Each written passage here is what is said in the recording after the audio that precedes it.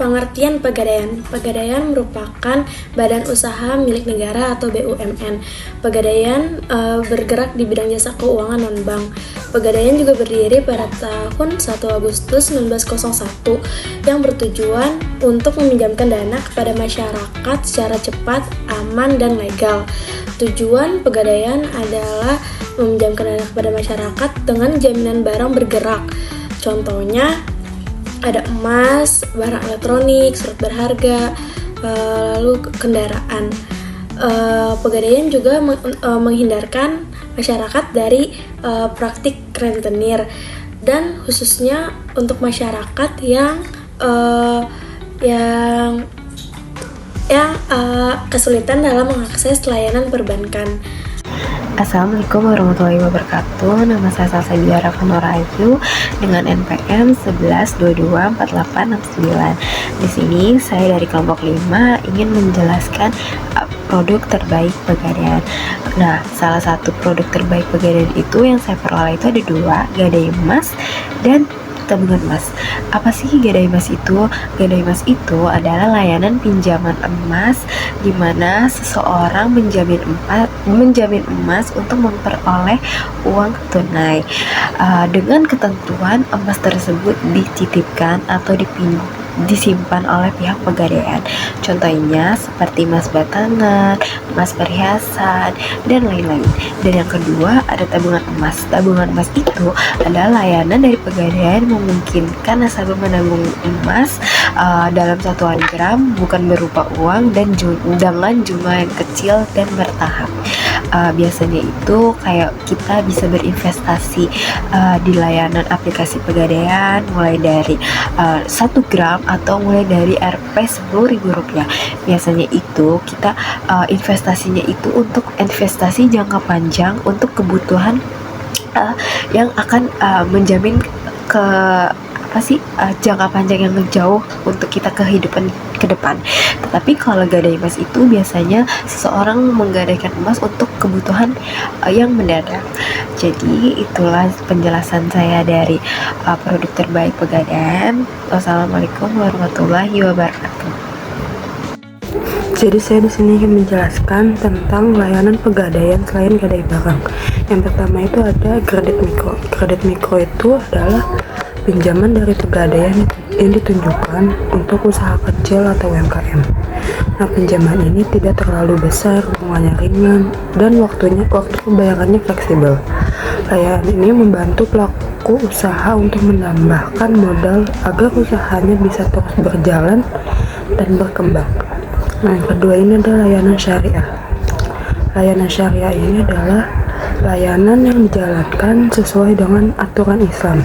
Di layanan ini tidak ada bunga atau riba, melainkan menggunakan akad dan biaya jasa yang halal. Nah, di layanan ini cocok untuk masyarakat yang ingin bertransaksi dengan aman, tenang, dan sesuai dengan syariat Islam. Nah, yang ketiga ini ada tabungan emas. Tabungan emas ini adalah layanan untuk menabung emas dengan cara membeli sedikit demi sedikit mulai dari nominal kecil. Nah, emas yang ditabung ini akan disimpan dengan aman oleh Pegadaian. Jika sudah terkumpul, tabungan emas ini bisa dicairkan menjadi uang atau dicetak menjadi emas batangan. Nah, yang selanjutnya itu ada jasa pembayaran. Melalui layanan ini, Pegadaian memudahkan kita untuk membayar berbagai kebutuhan sehari-hari di satu tempat. Misalkan membayar listrik, air, telepon, membeli pulsa, bahkan membayar tiket perjalanan. Jadi lebih praktis dan tidak perlu membayar ke banyak tempat. Nah, kemudian itu pembiayaan cicilan. Pembiayaan cicilan ini memungkinkan kita untuk meminjam dana di Pegadaian. Dana ini bisa membalikannya secara bertahap atau dicicil. Sistem ini membuat pembayaran menjadi lebih ringan karena tidak harus langsung lunas. Nah, yang terakhir ini ada jasa taksiran. Jasa taksiran ini layanan untuk mengetahui perkiraan harga barang berharga yang kita miliki, seperti emas. Dengan layanan ini kita bisa tahu nilai barang sebelum menggadaikan atau dijual sehingga tidak salah dalam. Assalamualaikum warahmatullahi wabarakatuh. Perkenalkan, nama saya Widya Natarina dan NPM 1224131. Di sini saya akan menjelaskan tentang jumlah kantor pusat dan cabang di Pegadaian. Sebelumnya di Pegadaian itu terdapat 5 tingkatan kantor. Yang pertama ada kantor pusat, itu jumlahnya ada 1 yang terletak di Jakarta Pusat. Yang kedua ada kantor wilayah, itu jumlahnya ada 12 kantor yang tersebar di seluruh Indonesia seperti Medan, Palembang, Semarang, Bandung, dan Surabaya. Yang ketiga ada kantor area, itu jumlahnya ada 61 unit. Yang keempat ada kantor cabang, itu jumlahnya ada 642 unit. Yang kelima ada kantor unit pelayanan atau outlet, itu jumlahnya ada 4071 unit. Jadi secara keseluruhan jumlahnya ada 4787 unit. Berikutnya nah, perbedaan kantor pusat dengan kantor cabang itu apa sih? Kantor pusat itu sebagai pusat strategi, kebijakan, dan manajemen perusahaan. Sedangkan kantor cabang itu sebagai pusat pelayanan di kota ataupun kabupaten. Nama saya Fatma Lutfiani Hakim dengan NPM 10224724. Bagaimana peran Pegadaian sebagai BUMN?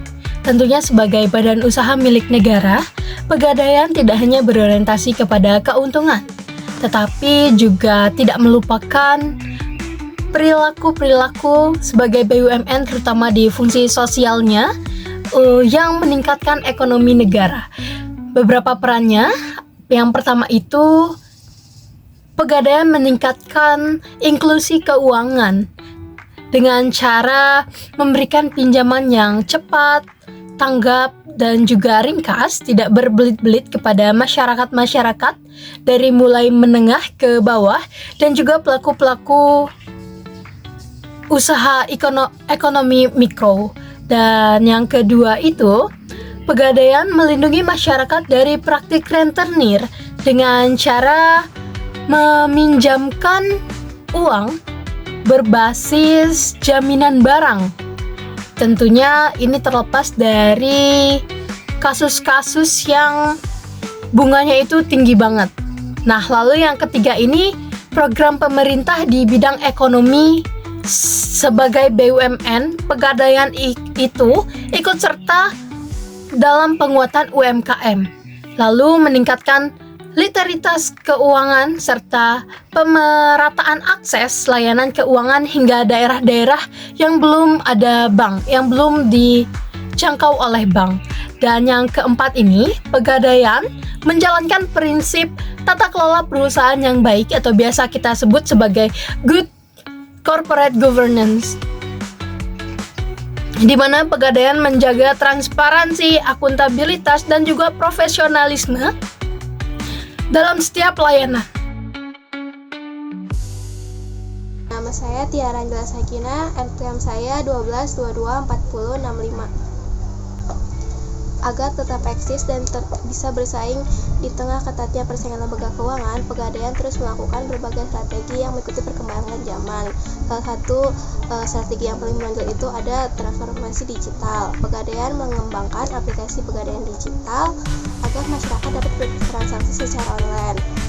Melalui aplikasi ini, nasabah bisa gadai, nabung emas, cicil emas, serta melakukan pembayaran kebutuhan lainnya tanpa harus langsung datang ke outlet, sehingga transaksi menjadi lebih mudah, cepat, praktis, dan sesuai dengan perkembangan zaman sekarang. Selain itu, Pegadaian juga melakukan diversifikasi produk. Jadi di Pegadaian sekarang tidak hanya bisa gadai saja, Pegadaian mengembangkan beberapa produk keuangan lainnya. Contohnya itu yang pertama ada investasi emas. Nah, investasi emas di Pegadaian itu bisa dilakukan dari nominal yang kecil sehingga dapat dijangkau oleh seluruh kalangan yang ada. Nah, yang kedua itu ada pembiayaan UMKM. Pembiayaan UMKM ini biasanya ditujukan kepada pelaku-pelaku usaha kecil sehingga mereka dapat mengembangkan usaha-usahanya. Nah, yang ketiga itu ada Pegadaian Syariah. Ini biasanya ditujukan kepada masyarakat yang melakukan transaksi berprinsip atau berbasis syariah. Nah, melalui produk itu Pegadaian dapat lebih banyak menjangkau segmen pasar. Di samping itu, Pegadaian aktif melakukan inovasi dan kerjasama dengan berbagai pihak. Antara lain itu ada pihak perbankan, platform digital, dan lembaga-lembaga lainnya.